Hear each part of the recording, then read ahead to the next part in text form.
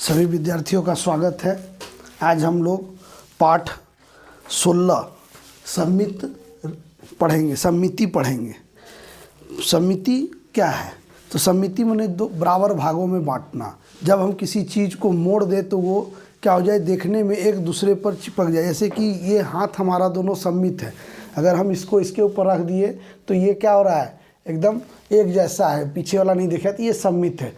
ठीक है, तो पहला प्रश्न जो है प्रश्नावली 16.1 का, वो है निम्नलिखित आकृतियों में सम्मित रेखाएं खींचिए। सम्मित रेखाएं खींचने का रहा है कि कैसे इसको हम पहला का पहला में आप देख रहे हैं चित्र, इस तरह से आपका 8 चित्र है, 1 से लेके 8 तक एक नंबर में। इसमें सम्मित रेखा खींचना है। तो पहला सम्मित रेखा देखिए, ये बीच से ऐसे दे दीजिए, एक इधर से दे दीजिएगा तो बराबर लगेगा बीच।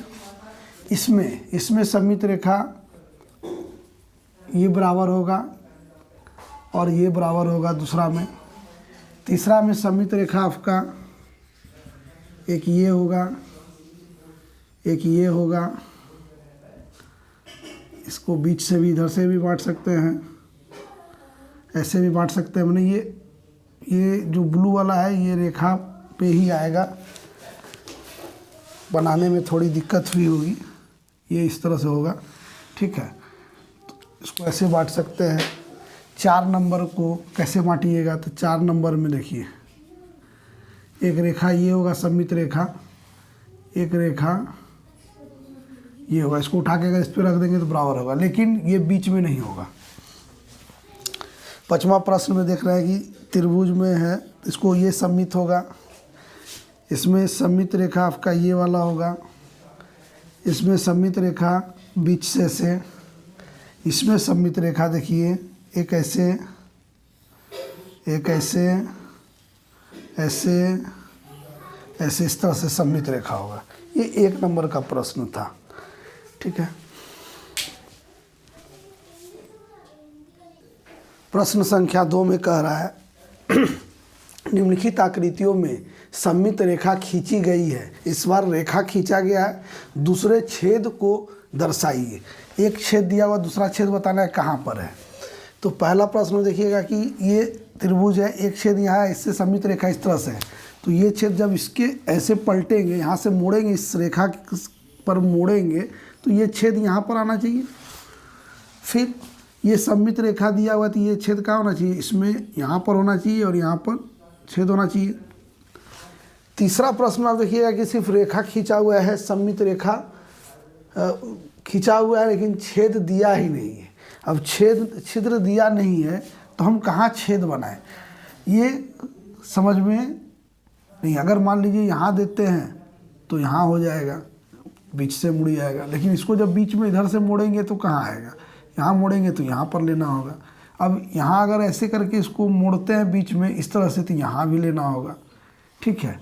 अगर फिर इस पर मोड़ रहे हैं, इस पे मोड़ रहे हैं, तो ये वाला यहाँ मिला, लेकिन ये और ये कहाँ जाएगा, ये और ये, तब फिर यहाँ और यहाँ आना चाहिए। तो इस तरह से छेद जो है, इस सब में छेद आना चाहिए। फिर इधर से देखिएगा तो ये 1 2 3 आ रहा है, तो इधर भी 3 आना चाहिए।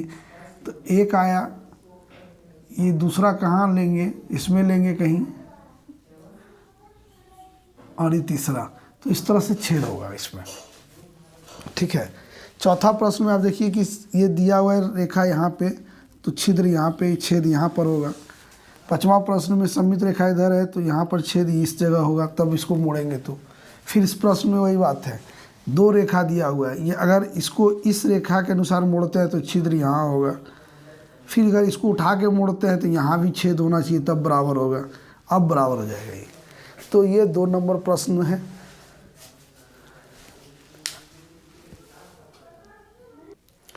प्रश्न 3 में कह रहा है निम्नलिखित आकृतियों के दर्पण रेखा, यानी सम्मित रेखा दिया हुआ है, बिंदुकित किया। ये सम्मित रेखा, ये बिंदु के रूप में हम पूरा खींच दिए थे, ठीक है। तो ये रेखा सम्मित रेखा है, दी गई है। बिंदु रेखा को दर्पण रेखा मानते हुए प्रत्येक आकृति परावर्तन करके आकृति को पूरा कीजिए, यानी इस चित्र को पूरा करना है।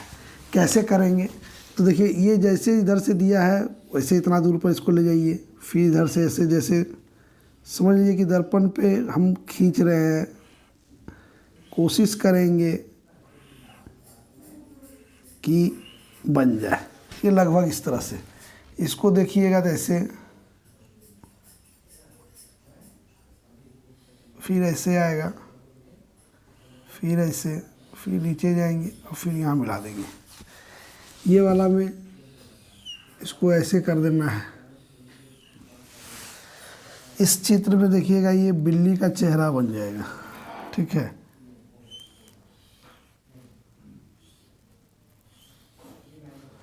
थोड़ा छोटा बनाएंगे, बड़ा नहीं बनाइए।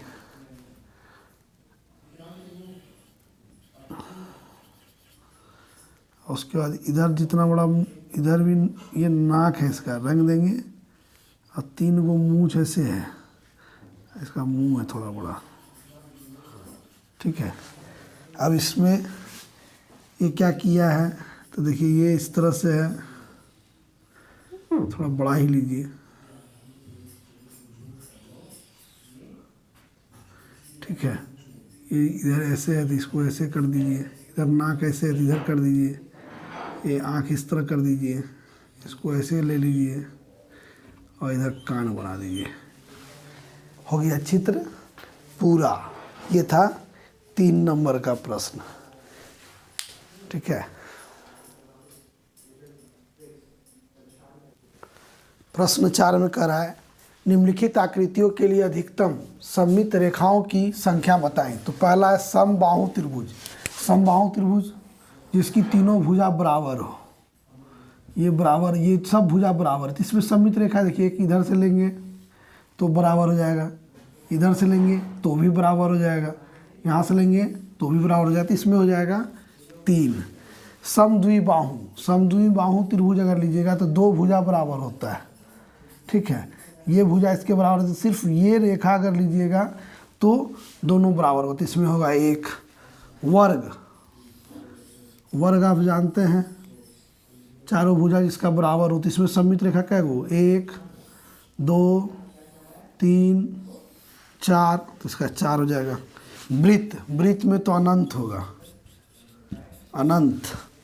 समपंचभुज, समपंचभुज क्या है तो 5 बराबर भुजा वाले चित्र, 1 2 3 4, मान लीजिए 5। तो इसमें कैसे बराबर लेंगे तो देखिए, एक यहाँ से लेंगे तो 1 हो गया, यहाँ से लेंगे तो दूसरा, ठीक है, 1 हुआ। इसको लीजिए बराबर कैसे लीजिएगा, 1 2 3 4 5, ठीक है। एक ये 2 3 4 और एक और होगा 5, 1 2 3 4 और एक यहाँ से होगा 5, तो इसमें पंचभुज में 5 होगी, ठीक है। कोई कोण में, कोई भी कोण लीजिएगा, मान लीजिए ये कोण है तो इसमें सिर्फ एक सममित रेखा होगा, ठीक है, सिर्फ एक होगा। पंचभुज में 5 होगा, समबाहु त्रिभुज में 1 होगा, समद्विबाहु में 3, समद्विबाहु में 1, वर्ग में 4, वृत्त में अनंत, समपंचभुज में 5 और एक समकोण में, एक कोण में सिर्फ 1 होगा। प्रश्न संख्या 5 में कह रहा है 3 ऐसी आकृतियों की रचना कीजिए जिसमें सममित रेखा नहीं खींची जा सकती है। तो पहला आप ले सकते हैं विषम बाहु त्रिभुज, विषम बाहु त्रिभुज। आप जानते हैं विषम बाहु त्रिभुज किसको कहते हैं,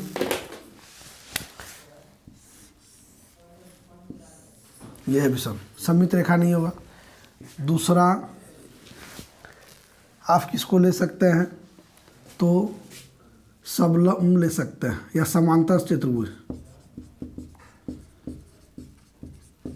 समांतर चतुर्भुज, इसमें भी आप नहीं खींच सकते हैं सममित रेखा। चतुर्भुज भी ले सकते हैं,